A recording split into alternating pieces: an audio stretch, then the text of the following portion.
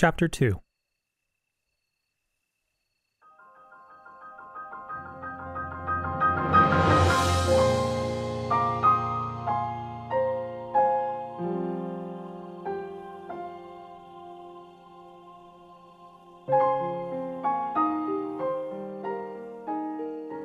There were certain things that he still knew. Link reflected, as he and the old man began down the hill towards the location the old man had spoken of. He still knew how to speak, for example. He certainly knew how to walk and perform basic functions. He understood what certain things were. As a bird flitted across their path, he understood that it was, in fact, a bird. He wasn't sure of its kind, but he wasn't sure if that was due to his memory loss, or just a lack of knowledge of that particular species. Other things seemed right to him. When the woman had referred to him as Link, it had initially felt unfamiliar. Yet, in his conversation with the old man, he had found that the name Link seemed to suit him. He wondered if that was more out of desperation for something to hang on to, rather than any real familiarity with the name. However, when Link tried to remember any particular events from his past, he came up empty. He did not know what his surname was, if he even had one. He did not know from which land or province he came from, though the man remarked that his pointed ears, like the man's own ears, likely marked him as a resident of Hyrule. Or, at least, he was Hylian. Link just wished that the term meant something to him. As they made their way down the hill, the dirt path eventually gave way to a partially buried stone path. Glancing behind, Link could see that there were indications that the stone path had once stretched all the way up to the chamber he'd awoken in. He looked back at the man. "I woke up in that chamber up the hill. You have no thoughts on why that was? Or what it is for?" For a time, the old man did not respond, and the only sound between them was a soft, rhythmic tapping of his staff on the cobblestones. Finally, he spoke. "This place is very old. The Temple of Time has stood for millennia, and some legends claim that this isn't even its original site." He looked at Link. "That Sheikah cave has likely been around for just as long. Its purpose lost long ago." "But someone must know what it is, and why I was in it," Link said, gripping the hilt of the sword tightly through the cloth. "Is there anyone else that lives around here?" "Besides me?" The old man looked over his shoulder at Link, thick eyebrows raised. "No one. Not unless you count the bokoblins. I'm not even sure when or how they arrived, actually." "And you've not seen anyone else up here?" Link felt an increasing sense of irritation at the old man, and more than a little suspicion. "No one but you, young man," the man replied. "Not for many years." "So why do you stay here?" The old man fell silent for a time, his eyes drawn to the distant Temple of Time. "That's neither here nor there," he said finally. He turned back to Link and smiled solemnly. "I certainly do not think my story will be as interesting as yours." Link met his eyes, and was surprised to see a glimpse of pain behind the blue-green eyes of the old man. Deep sorrow. There was something else that Link couldn't place his finger on. "You never told me your name." The old man smiled, the skin around his eyes wrinkling. "No, I didn't." As their eyes remained locked, Link opened his mouth to respond, to press him for information that he was clearly hiding. But then he caught a glimpse of movement behind the old man's back. In one fluid motion, Link stepped forward, grabbing the man by the arm and thrusting him back behind him. With his other hand, he brought the wrapped sword up over his head, just in time to block an overhead blow by an ugly-looking club, wielded by an even uglier-looking creature. The creature was faintly pig-like, with a large snout, red skin, and beady blue eyes. It had large ears to either side of its head, a mouth with multiple sharp teeth, and a single, stubby horn on the top of its head. It was shorter than Link, and looked malnourished, with visible ribs showing on its torso. It only wore a loincloth, but the wooden club it wielded looked sturdy. Bokoblin, he suspected, based on what the old man had said. He pushed the Bokoblin back, causing it to stumble backward with an angry cry. Link took another step forward, swinging his covered sword at the creature's head, but it scurried backward, screeching angrily at him. Gritting his teeth, he pushed forward, holding the sword in both hands. The Bokoblin suddenly lunged forward, swinging his club at Link's side. Moving by instinct alone, he parried the blow, catching the club, and then swept his sword upwards. The maneuver broke the Bokoblin's grip, and the club was sent spiraling through the air. He gripped the sword with two hands and cleaved it to the side, catching the Bokoblin square in the ribs. It folded around the cloth-wrapped blade and collapsed on the ground. Due to the wrapping, the blade didn't cut the creature, though the place where the blade struck looked to be already turned an angry purple color.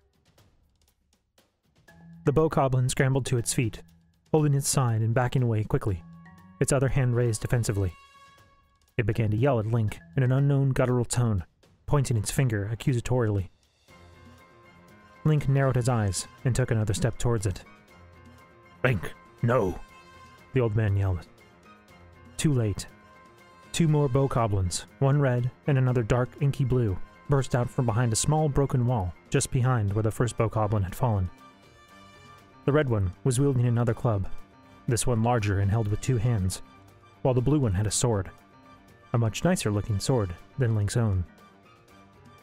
The red Bokoblin wielding the larger club swung it, and Link's momentary surprise at seeing them prevented him from deflecting or dodging the blow. He managed to block it with his sword, but the force of it wrenched the sword painfully in his hands, and he stumbled back several steps. The Bokoblins had no intention of giving up their advantage. The red one broke into an awkward run. The club it held was large and heavy-looking for such a scrawny creature. Still, it was clear that the Bokoblin was stronger than it must have looked, because it was difficult for Link to parry its heavy blows. He deflected the next one into the ground, but then the previous Bokoblin, having recovered its club, rejoined the fight. He took a painful blow to his shoulder, causing him to hiss in pain and back away quickly. He backed down the hill, placing the three Bokoblins above him. The blue Bokoblin was, for the moment, content to wait for the other two to attack. Their leader, perhaps. The Bokoblin with the large club swept out toward Link's feet, and he reacted again with instinct. Springing into a backflip, he easily leaped over the club, but landed unsteadily.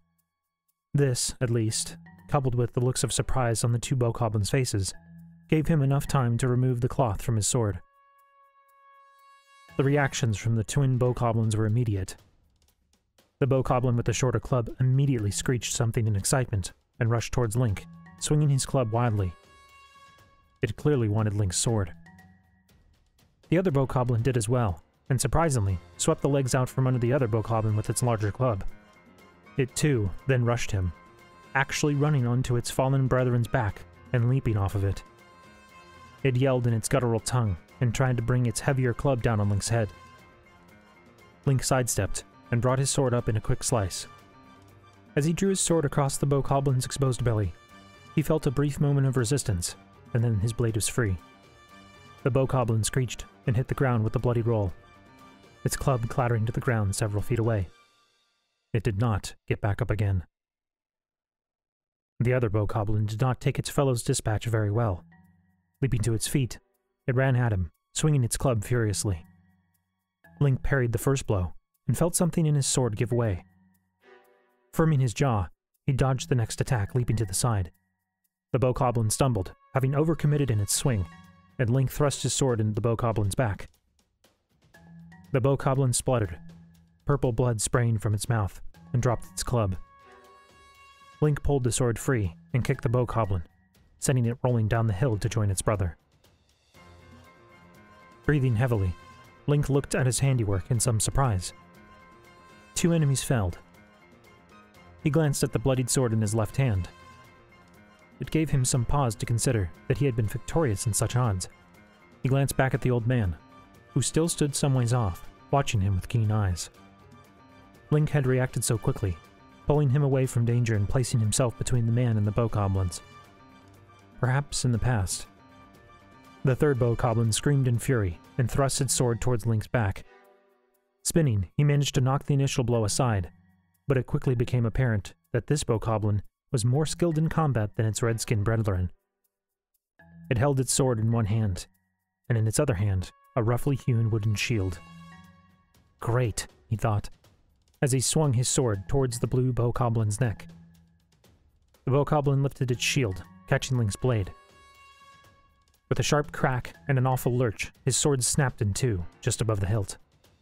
He stumbled forward, and just barely threw himself to the side in time to avoid being run through by the eager bokoblin. Link took several more steps back as the bokoblin advanced, a disgusting leer playing across its lips. Casting around for anything to defend himself with, he spotted the club that the initial bokoblin had been wielding. Glancing back at the blue bokoblin, he met his eyes briefly before breaking into a sprint. The creature yelled angrily and gave chase, but too slowly. Link snatched up the club and spun around, just in time to block a swing that could have decapitated him. He responded by swinging his club at the bokoblin's head, but had managed to get his shield up just in time. He attempted to hit the bokoblin again, but found the shield in the way once more. Before he could get a third attempt, he was forced to parry the bokoblin's sword again. The monster no longer leered at him, but appeared enraged. He struck out, hitting the shield with as much force as he could muster. Like its companions, however, the bokoblin was stronger than it looked and kept its balance. It thrust forward, its blade coming dangerously close to Link's abdomen as he dodged to the side. Time seemed to slow as Link saw his opening. The bokoblin's arm extended out, sword thrust forward into open air. The bokoblin had overextended itself in order to finish the fight. It realized its mistake too late, as Link brought his club down onto the bokoblin's extended sword arm. Bone crunched under the force of his blow, and the sword clattered to the ground. Another sweep of his club caught the bokoblin in the jaw, sending it stumbling back, looking dazed. Its sword arm was clearly broken. Link picked up the sword and advanced toward the injured bokoblin. There was a brief moment of hesitation as the bokoblin looked at the sword. Then the bokoblin turned and ran, screaming and holding its arm. It ran in the direction of the Temple of Time, and he wondered if more bokoblins had taken up residence in the old structure. He was just beginning to consider heading into the Temple of Time to deal with the remaining bokoblins when he heard the old man's approach. He turned and found the old man walking up towards him, his walking staff clicking the ground with each step. "Clearly you must have been a warrior of some renown, if your skills with the blade are any indication," he said as he stepped up to Link. He eyed the sword for a moment, and then nodded thoughtfully. "That looks like an old Hyrulean soldier's blade. See the sigil on the pommel? Rare to see one in such good condition these days." Link glanced down at his blade, and found what appeared to be a bird with outstretched wings underneath a trio of triangles stacked together to form one large triangle stamped into the pommel. He stared at the sigil, frowning. It seemed to mean something to him.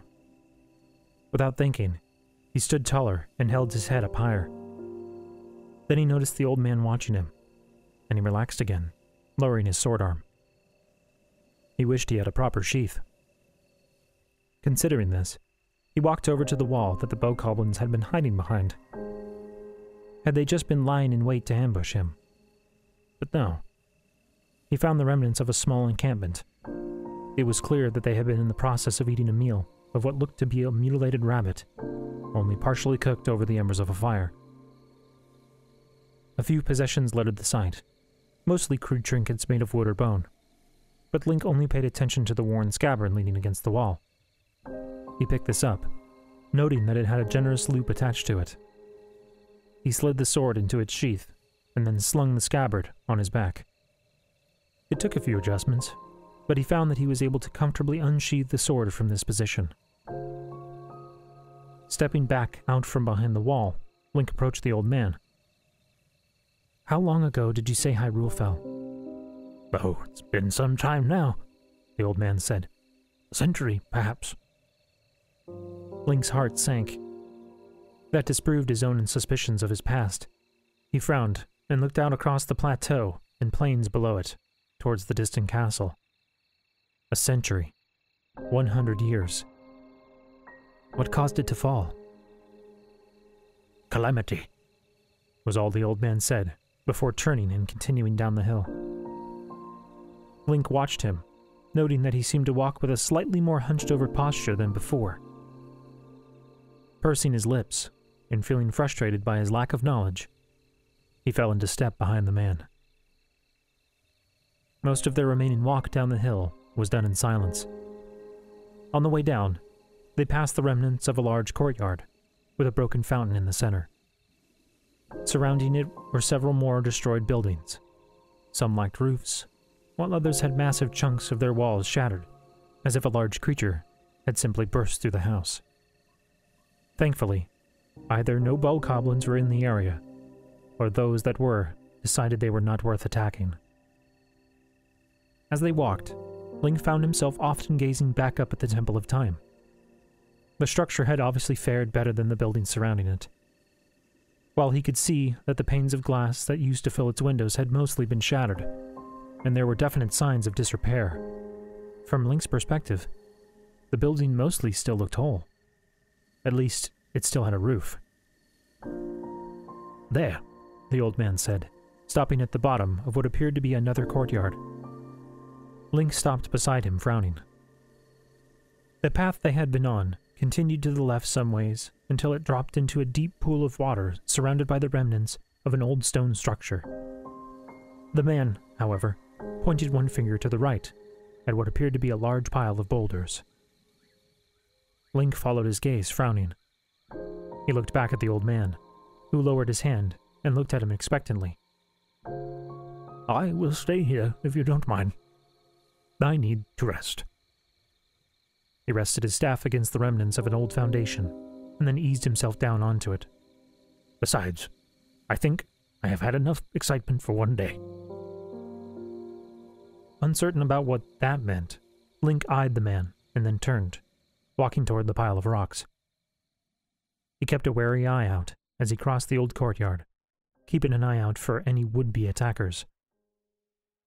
On the way down, he'd spotted some crudely made arrows sticking out of a tree, and he did not want to be the target of the bokoblin archers if he could help it.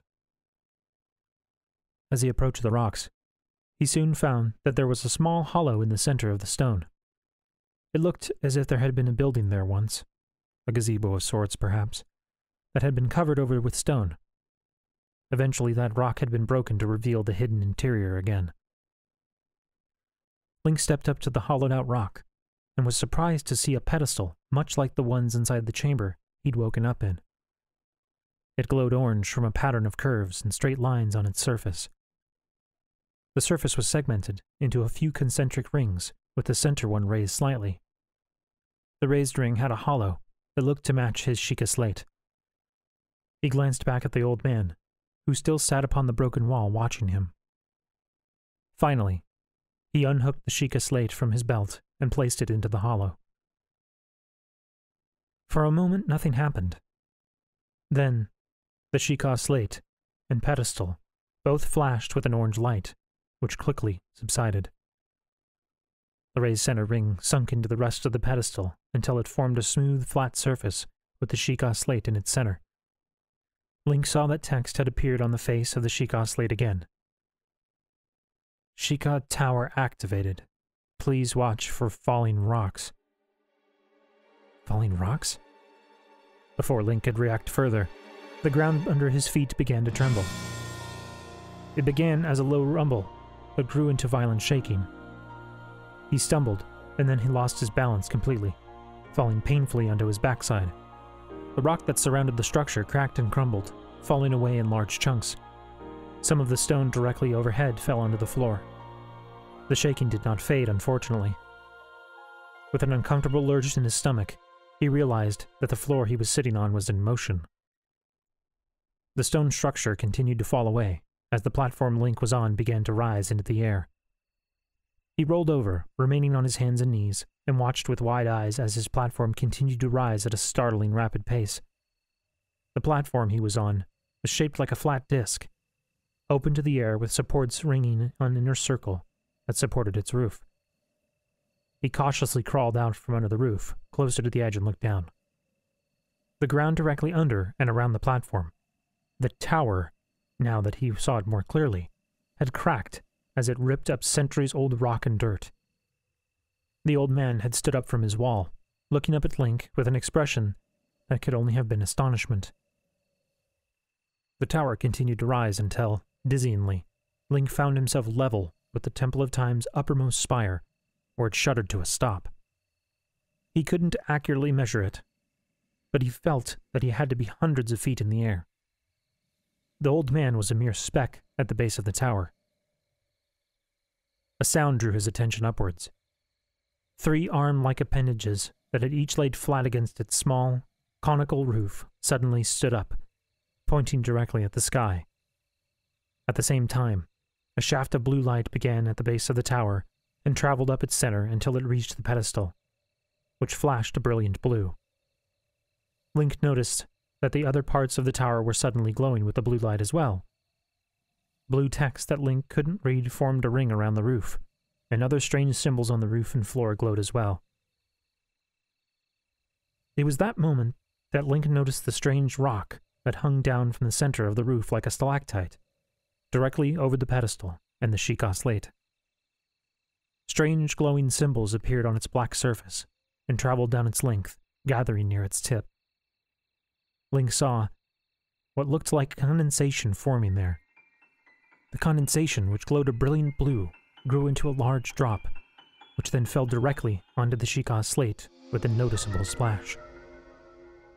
Link stood up slowly, noting that the stone had gone dark, and approached the pedestal. As he did so, the ring at the center of the pedestal rose again, and the Sheikah slate was lifted to stand up straight. He saw new text on its face. Additional functionality restored. Stasis rune. Functional. Magnesis rune. Repairs needed. Partially functional. Remote bond rune. Functional. Cryonis rune. Functional. Teleportation rune. Repairs needed. Non-functional. Camera rune. Repairs needed. Non-functional. Cartography mode. Functional. Telescope mode. Functional. Master cycle 0. Unable to detect. Non-functional. After a few seconds, the text disappeared, replaced by a new interface. Several colored squares formed a row across the center of the screen. Within each square was a similarly colored icon, though Link was uncertain of what any of them meant.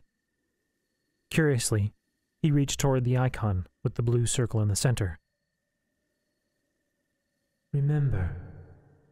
He jumped with a start at the sudden re-emergence of the woman's voice. Though he still heard it from in his head, it seemed to come from a certain direction this time. He spun around, and his eyes fell on the distant castle. A pale white light shone at its center, which pulsed as she spoke again. Try to remember, Link. He stepped across the platform, staring at the pulsing light. Who are you? He said. Do you know who I am? Why I'm here? A pause. Then she spoke again. You have been asleep for the past 100 years, she said, and he stumbled to a halt, all other thoughts fleeing his mind. 100 years? That wasn't possible. That couldn't be possible. I don't understand. What do you mean I've... The ground beneath his feet shuddered, and he braced himself. Was the tower going to sink back down again? Raise up higher? But no, the tower didn't move. The castle in the far distance, however, had changed some. A strange red-purple haze began to rise up from the ground around it.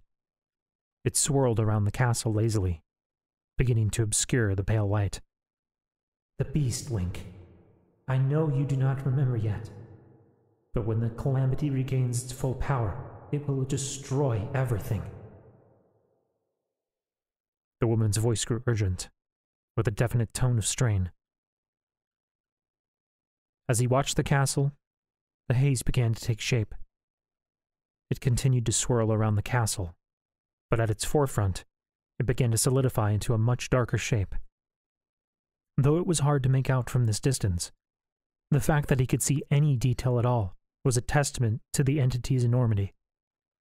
It formed what looked almost like a creature's snout, with horns like a boar. It continued to take shape until a distinct pig-like head, though deformed, was visible at the forefront of the smoky haze. The beast opened its massive mouth, and the ground beneath his feet trembled again. He thought he could make out something like the distant sound of a thunderous roar. It continued to circle the castle, roaring again, and rising into the air above the central spire. Suddenly, the pulsing light at the center of the castle seemed to burst through the rising haze, and the creature's head broke apart, throwing indistinct haze again. The haze sunk back towards the castle, as if the pale light absorbed it. It did not fade completely, and the red-purple haze continued to roil around the base of the castle, diminished. The creature was no longer visible, however, a fact that Link was very grateful for. I fear the calamity has sensed something has changed. It presses even now to break free of its bonds, and I must do what I can to reinforce them. I do not wish for it to realize that you still live, but go. You must hurry, Link, before it's too late. In the center of the distant castle, the pulsing light faded away, and Link suddenly felt very, very alone.